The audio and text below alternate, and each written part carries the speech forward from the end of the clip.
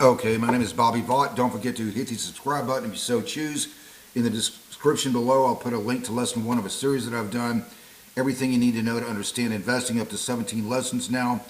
You go through the whole thing, more to come at some point. You will understand investing better than 99% of the people out there, if you're interested. Very heavy emphasis on the stock market, but also pretty much covered everything else. Okay, so we're going to jump right into it today. In fact, this is the second video today, second presentation today. I usually only do one, but I'm going to do 2 today because I just happened to come across something and I went, oh boy. Okay. The 2 different parts of this channel. There's the investing side, which I just mentioned, and I also do a lot of political, social, economics commentary and the like, which in fact is today. So, and take a listen to something that's said here from this. I just happened to come across this. This guy's name is Wally Rashid, I guess. Israel's marriage law, most people don't know. So I decided to, I kind of had an idea where he was going with that, but let's take a listen first, and then we'll dissect it, okay? All right. Turn this around so you can get the full flavor of it. It's the case. In Israel, intermarriage is illegal. You can marry different races, however, you have to be the same religion. A Jew can't marry a Muslim. Have to be the same religion. Wrong. We're going to dissect that here in just a moment here. Let's keep going. In Israel, a Jew can't marry a Christian and vice versa. You have to be the same exact religion. And there's a... Have to be the exact same religion. That's pretty cut and dried. Must. Have to be... that's simply wrong. I'm gonna explain that in a little more detail in just a second here. A very specific reason for this, and it's not really religious, more so it is political, and it's to ensure Israel's existence. As Jews tend to have higher intermarriage rates, the chances that those children end up becoming very distant to Israel increases. And because Israel relies on a consistent influx of settlers, making sure there's a strong affinity to the younger generation to Israel is very, very important to Israel's existence.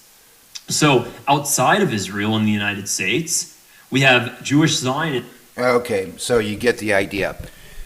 Wrong. It is not illegal. Interfaith marriage in Israel is not illegal. I'm going to try to explain this, and just on the 1 in a 10,000 chance that this Wally Rashid here happens to watch this video. I'm going to keep it on a very simple first grade level so even he could understand, okay? Israel doesn't do civil marriages. The Israeli government doesn't even do civil or government marriages between 2 people of the same faith, including Jews. Nor does the government expressly prohibit interfaith marriages. It does not prohibit interfaith marriages. They leave it up to religious figures to do the marriages. Most clerics in Israel, including Muslim clerics, by the way, simply won't do the interfaith marriage. They won't, marry 2 people. The government, in other words, the government is simply not involved and leaves the marriages up to the people. Israel does not expressly prohibit interfaith marriages. If 2 people of different faiths wish to get married and they can't find a cleric of either faith, which is very frequently the case, who will do the marriage, they will often get married outside the country, at which time Israel will recognize the marriage. Israel's government simply doesn't get involved in it. That's all it is. Otherwise, the Israeli government, so they don't get involved. There's no law like that in Israel. There's no law that says 2 people of a different faith can't be married. It doesn't say that. The government just stays out of it. So 2 people of different faiths can get married in Israel, and when it happens, they can get married. And when it happens, Israel recognizes the marriage. If 2 people of different faiths go outside the country, outside of Israel, and get married, Israel recognizes the marriage. The real truth is, it's just that two people often find it difficult to find a cleric of either faith to do it, including Muslim clerics who will simply refuse to do the marriage. This is what's really fascinating to me. It takes about a minute to look this stuff up. So here's this guy, Wally Rashid. I mean, it's not that hard to look this stuff up. Why do people create their own facts? People do this when they couldn't care less what the truth is, but rather care more about what they can get naive people to believe. Intelligent people learned years ago, don't believe anything until you check it out for yourself first. Why? Because social media, unfortunately, has become a misinformation war.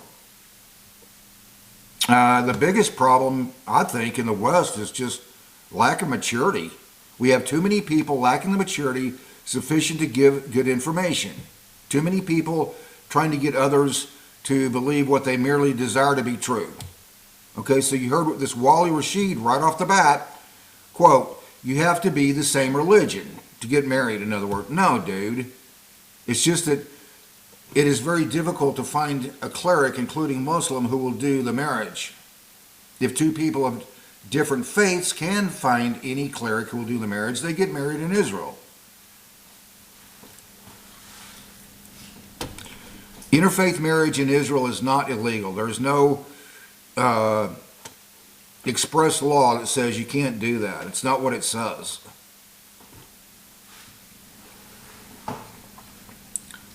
This is another example of why I tell people, don't believe anything you see in social media, whether it be Facebook,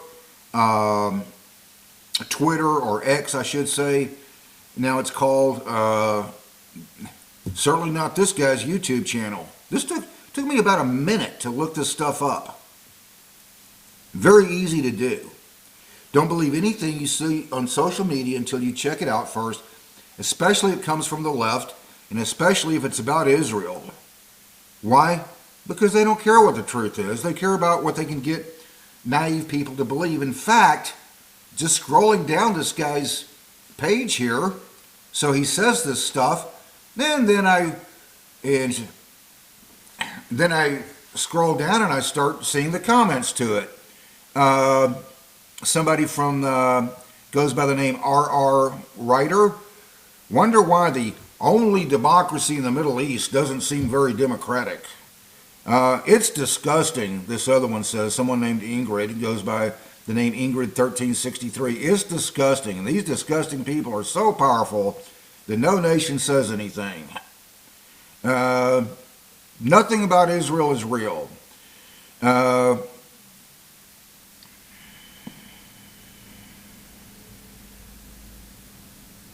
Et cetera, et cetera, et cetera.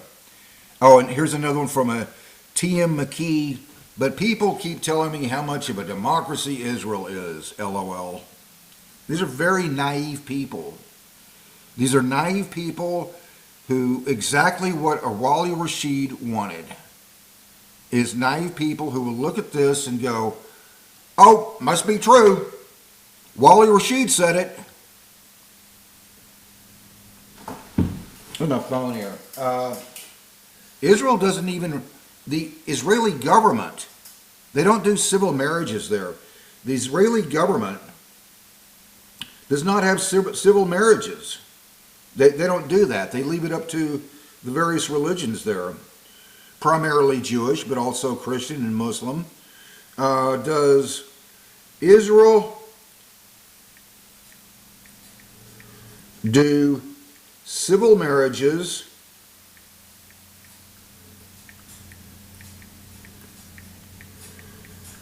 between Jews?